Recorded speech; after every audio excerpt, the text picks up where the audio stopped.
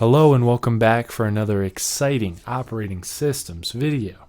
Today is an especially exciting episode because we are making the jump. That is the jump from 16-bit real mode to 32-bit protected mode, in turn unlocking the true power of our CPU. So let's cut out the whole emulating a really old processor thing and be who we really are. What's this look like? Let's try it out. Would you look at that? We printed high yet again. Doesn't look very different, does it? However, notice the text color is different. It is white on black text. Why? You'll see in a minute. Let's see what the code looks like. First of all, how are we building it? We have a make file, we have boot.bin, it's assembled like always, and then to run it, we'll use QEMU Basically, you can run make to build the file, make clean to remove those built files, and make run to actually run it. That's just a convenience thing, and here's our actual source file. We start out in 16-bit mode just like normal, and then we just call our enter protected function, which we never return from, and then I put in jump nothing or jump current address just for safety, and then we're going to include our GDT and enter protected mode functions, or files rather, and then down here our enter protected mode function is going to jump to a label. It's going to look for a label called PM start right here. So once we get to this point, we can assume, hey, we're in 32-bit protected mode. That also means we don't have access to the BIOS anymore. So we do our first little bit of coding without the BIOS all on our own. We're going to print high by actually directly modifying the video memory. And this is known as memory mapped I/O, where the chip responsible for displaying text on the screen knows where to look in memory. So all we have to do is update that memory location, and the hardware knows to look there and take care of updating itself. So what do? We set the top byte to 0x0f, and that is black on white text, and the bottom one is the byte which we would like to print, and then we move both of those in AX to 0xb8000, which is the start of video memory for text. Then we move over 2 bytes and put an I there, and then we jump current address forever. We finish up. So how do we get to that point? First, I think it's good to take a look at enter protected mode and see what's actually involved. So we're assuming a few things. First of all, we should have included our GDT file, which we'll get to. It'll have code segment defined, we'll see that. And there should be the GDT itself and the GDT descriptor. Those are the two data structures that we need to define in that file. We'll get to that as well. And it's also assuming that there's a PM start label to jump back to in the main file. And we saw that that's there. So the first thing we do is to get rid of all the ugly text that pops up right when we boot by using the BIOS while we still have it and changing to text mode. We're already in text mode, but as we've seen, it's a convenient way of clearing the screen to just reswitch to text mode. Now we will disable interrupts with the CLI command. We do this because we don't want anything to interrupt this process of switching to protected mode. Additionally, BIOS interrupts won't be valid anyway once we switch over, and even if they were, they're written in 16-bit code, which could crash the CPU if we're in 32-bit mode. Next, we're going to load the GDT. Basically, we're just passing the memory address of the GDT descriptor, and we're using the special LGDT directive, and the processor knows what to do from there. Now we actually make the switch to protected mode with one small caveat. By setting CR0, we set that first bit of CR0 to a 1.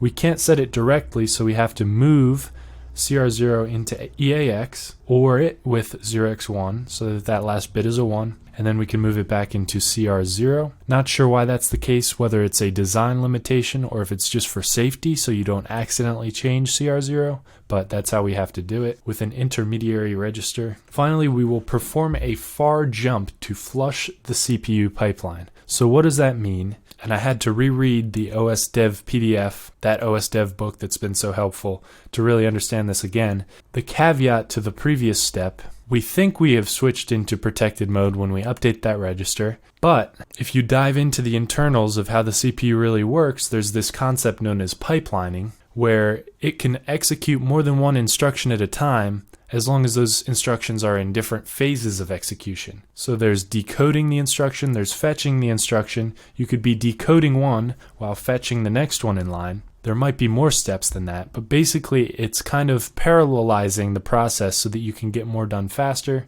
What we don't want to happen is to have 16-bit code stuck in that pipeline somewhere when we've already switched over to 32-bit mode. By performing a far jump, in other words, by specifying a segment, no matter how far away it is.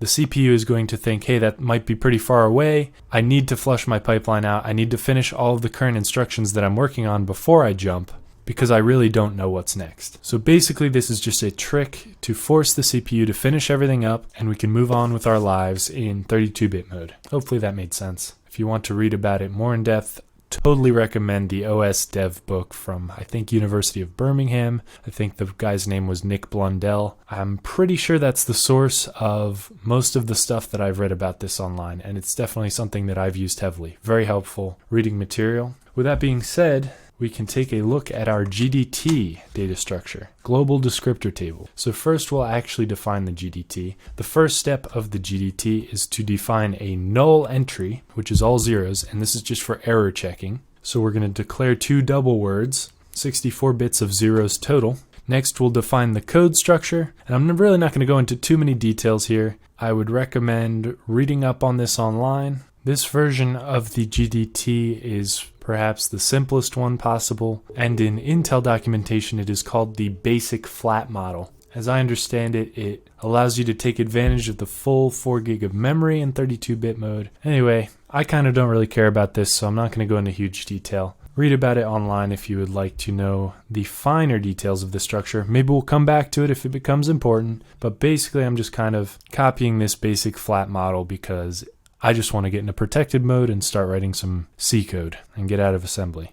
So we're declaring words. I tried to comment the actual value of the variable before we defined it, because you'll see that the bits for things are kind of split up. You have the base starting here, you have the limit starting here. Way later on in the data structure you'll see the rest of it. And we have a bunch of 1 or 2 bit flags in here as well. Unfortunately, NASM doesn't allow you to declare a single bit, so we have to bunch them together into bytes. But the upside is we are allowed to write bytes out in binary. So if we end with a little b, as we have here, we can define each bit and we can see very clearly which flag is which. In this case, segment present is that first bit, it's a 1, and you can kind of just walk down and see which each one is by reading the comments. And definitely look up the actual structure of this online. It'll tell you down to the bit and give you a nice visual of what's what. Same thing for the rest of this really, the code segment. We're defining all of these bits and bytes and things. It's a blast. And then we do the same for the data segment. The only difference is that code flag is a 0 rather than a 1. Anyway, we define the data segment. We mark the end of our GDT, which is needed to calculate its size. And then we have the GDT descriptor. This is what, if you recall, we actually pass to the processor. So what does the processor need to know about our GDT? Well, it would like to know how big it is and where does it start. So we can calculate how big it is by subtracting the n from the start and then subtracting another 1 there. Not sure why, that's just how it's done. And then we declare the start position in memory so it can jump right into the data. We'll also define some constants here. We'll use the code segment for the far jump. And that's about it for the GDT. That's really as far into it as I would like to go. A little bit painful. So if you put all that together and you run it, we end up in protected mode. And we are one step closer to clawing our way into a higher level language. And yes, I did just call C a higher level language because it's a lot better than assembly at this point. So that's that. That's one little bite, and we'll come back next time and move things forward just a little bit more. Thank you for watching, and see you next time.